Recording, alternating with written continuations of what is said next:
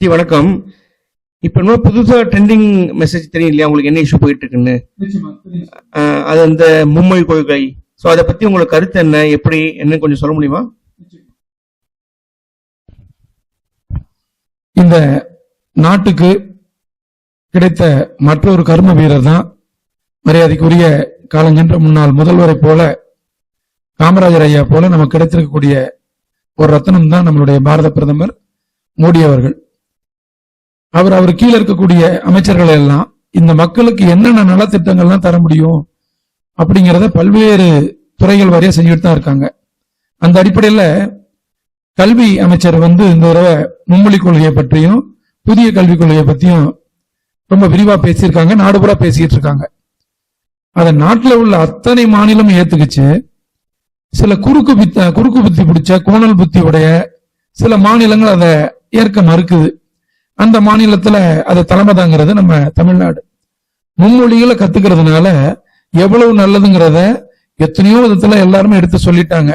இல்ல நாங்க ஏற்கனவே முடிவு பண்ணிட்டோம், அதுக்கு தகுந்த மாதிரி நாங்க ஒரு பிளான வச்சிருக்கோம் அப்படின்ட்டு பொதுமக்கள் மும்மொழிகளை கத்துக்கிட்டா எங்க டெல்லியில போய் பெரிய ஆள் ஆயிடுவாங்களோ, அல்லது கர்நாடகால போய் பெரிய ஆள் ஆயிடுவாங்களோ, ஆந்திரால போய் பெரிய ஆள் ஆயிடுவாங்களோ, வங்காளத்துல போய் பெரிய ஆள் ஆயிடுவாங்களோன்ட்டு அவங்க பிடிச்ச மொழியை கத்துக்கூடாதுன்னு சொல்றதுக்கு ஒரு அரசாங்கம் தேவையே இல்லை.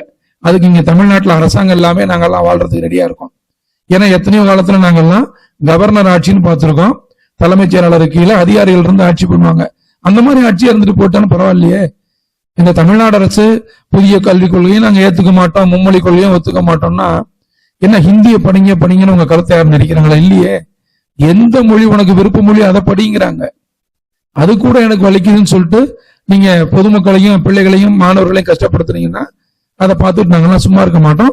நிச்சயம் இந்த அரசாங்கத்தை எதிர்த்து போராடுவோம். உங்களுக்கு எத்தனை மொழி தெரியும்?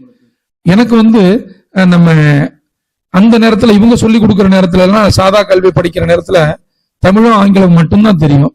இப்ப நாங்க வெளி வட்டாரத்துல வியாபார நோக்கத்துல போகும்போது ஹிந்தி கத்துக்கிட்டோம். அதுக்கப்புறம் இங்க திருக்கோயிலுக்கு வரக்கூடிய முக்கியஸ்தர்களை வரவேற்கணும் அப்படிங்கும் போது நாங்க தெலுங்கு கத்துக்கிட்டோம். இன்னும் எங்களுக்கெல்லாம் பல மொழிகள் கத்துக்கிறதுக்கு ஆர்வம் தான் இருக்கு, ஆனா வயசு தான் இல்லை. அதனால இந்த இளம் பிராயத்திலேயே உடனடியா விதைச்சா உடனடியா வளரக்கூடிய வாய்ப்பு இருக்கிறது மாணவ செல்வங்கள் தான். அதனால மாணவ செல்வங்களுக்கு இப்ப மும்மொழி கொள்கைன்னு மத்திய அரசு சொல்லி இருக்கிறத இன்னும் எத்தனை மொழி வேணாலும் கத்துக்க நான் உதவி பண்றேன் அப்படின்னு அவர் தயாரா இருக்காரு.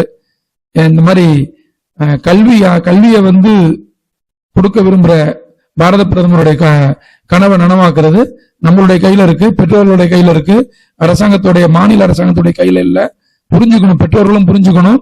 இந்த மும்மொழி கொள்கையை எதுக்குறவங்க, புதிய கல்விக் கொள்கையை எதுக்குறவங்க எல்லாம் புரிஞ்சுக்கணும். அவங்க வீட்டுல குழந்தைங்க இல்ல, நம்ம வீட்டுல பிள்ளைங்க இல்ல, நம்ம எவங்க கத்துக்கிட்டா என்ன அப்படின்னு விட்டேத்தியா யோசிக்காம ஆக்கப்பூர்வமா பொதுமக்களுக்காக சிந்திங்க. அந்த பிரதமர் 24 மணி நேரத்துல 20 மணி நேரம் அந்த நாட்டை பத்தி சிந்திக்கிற மாதிரி நீங்க ஒரு 1 மணி நேரம் சிந்திச்சா போதும். இந்த நாடு நிச்சயமா வல்லரசா மாறுங்கிறதுல மாற்று கருத்தே கிடையாது.